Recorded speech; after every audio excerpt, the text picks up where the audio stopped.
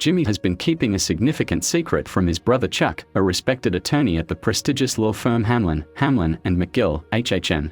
After delivering mail and performing magic tricks with cards to residents at what appears to be a retirement community, Jimmy visits Chuck with exciting news. Jimmy reveals he has been silently working toward becoming a lawyer, managing to complete his missing undergraduate credits at a community college before enrolling in a correspondence law school, the University of American Samoa. Go, land crabs, Jimmy jokes, showing his characteristic humor even in serious moments. He studied nights and weekends while maintaining his regular job, persevering through failing the bar exam twice before finally passing on his third attempt, which he compares to losing your virginity. Chuck is clearly stunned by this revelation, asking why Jimmy kept it secret all this time and why he never came to him for help. Jimmy explains he didn't want to burden Chuck, who he sees as busy with important shit. When Chuck ultimately expresses pride in Jimmy's accomplishment, Jimmy is visibly moved and immediately brings up the possibility of working at HHM. The conversation transitions to a celebration in the mail room where Jimmy works, complete with cake. Howard Hamlin, a senior partner at HHM, makes an appearance, calling Jimmy Charlie Hustle and offering congratulations before pulling him aside for a private conversation.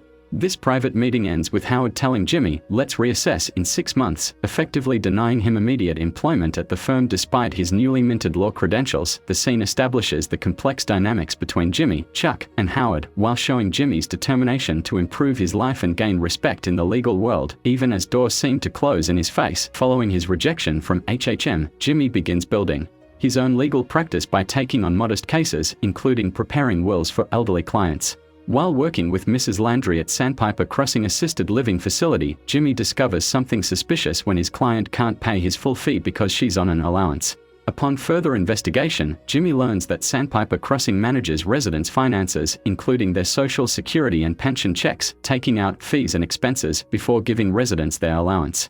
Examining Mrs. Landry's statements, Jimmy spots inflated charges: $14 for a box of tissues, code 118-62, $3.50 for toilet paper, and $22 for aspirin. Clear patterns of systematic overcharging that prey on vulnerable seniors. Recognizing potential wrongdoing, Jimmy begins speaking with other residents, borrowing reading glasses to examine the tiny print on billing statements. He compassionately explains to the residents that there might be mistakes in their billing, assuring them that correcting these errors could result in refunds.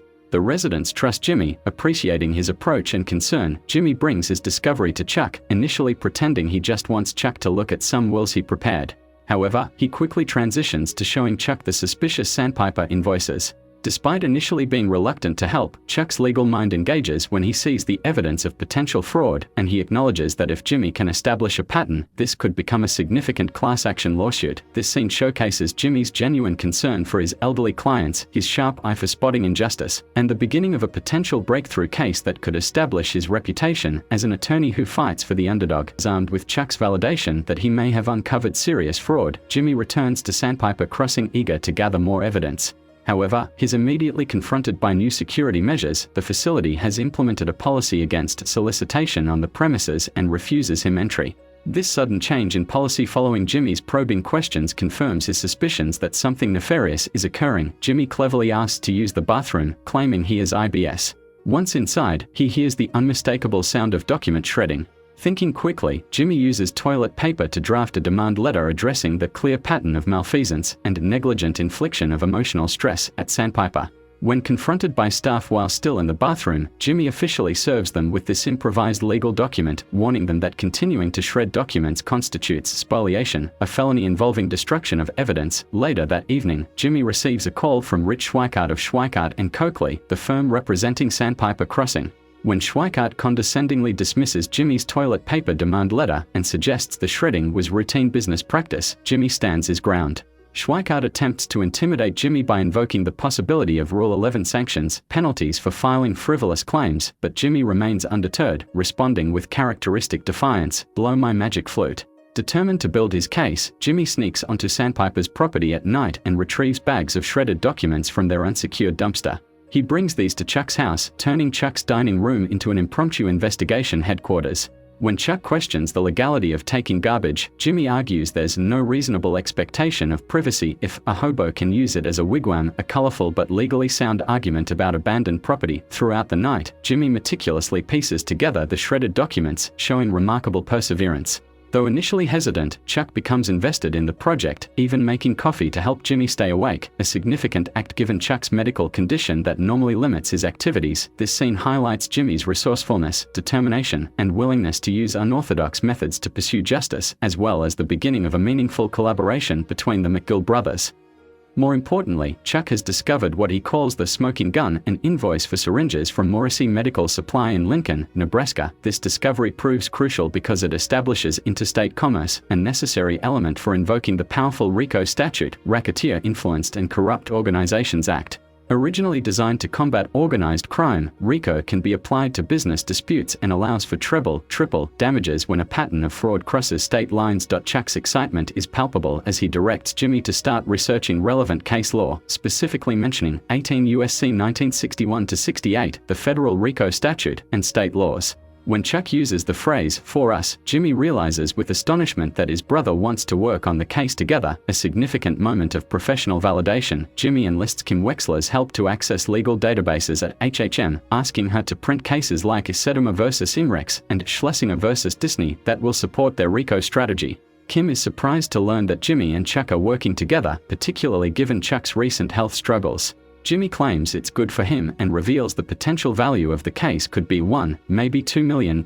Meanwhile, Chuck appears reinvigorated by the legal work. Despite his electromagnetic hypersensitivity, which normally confines him to his home without electricity, Chuck finds purpose in building this case.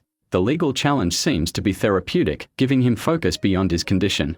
In preparing for the meeting with Sandpiper's attorneys, Chuck recalls a previous case where he creatively applied antitrust principles from Addiston Pipe and Steel to win summary judgment, demonstrating his exceptional legal mind. This scene shows Chuck's brilliant legal acumen coming back to life and the brothers forming an unexpected but potentially powerful legal partnership.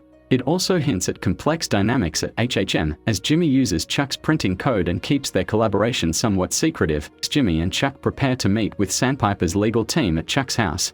As representatives from Schweikart and Coakley arrive, Jimmy enforces Chuck's no electronics rule, requiring them to leave all devices in their cars due to Chuck's sensitivity, establishing control from the outset. Before entering the meeting, Chuck experiences a moment of doubt, seemingly overwhelmed by the prospect of professional engagement after his long absence from practice.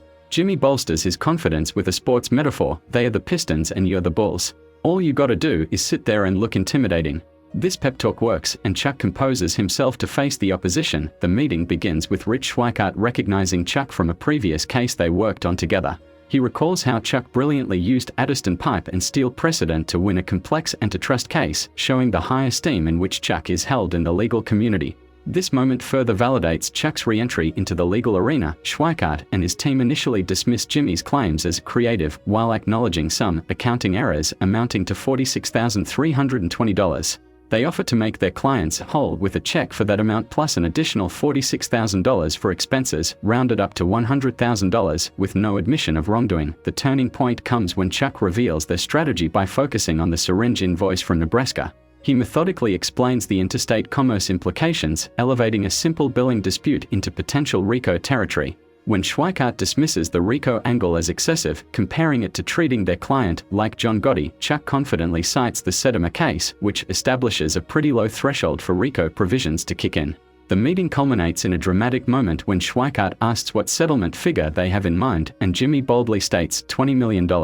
After the stunned Sandpiper attorneys leave, Jimmy and Chuck immediately begin planning their next legal moves, including drafting complaints, pursuing class certification, and obtaining injunctive relief to allow Jimmy back onto Sandpiper properties. The episode concludes with two separate scenes, one showing Jimmy's relationship with Mike Ehrmantraut, who has been babysitting his granddaughter Kaylee, and another cryptic interaction with a veterinarian who appears to have connections to Les than legal activities, hinting at Jimmy's continued complexity and the different worlds he straddles. This final scene demonstrates how Chuck and Jimmy, despite their differences, form an effective legal team, combining Chuck's brilliant legal mind with Jimmy's scrappy determination. It also foreshadows Jimmy's evolution toward becoming the morally flexible lawyer Saul Goodman, as he maintains connections to both legitimate and shadowy worlds.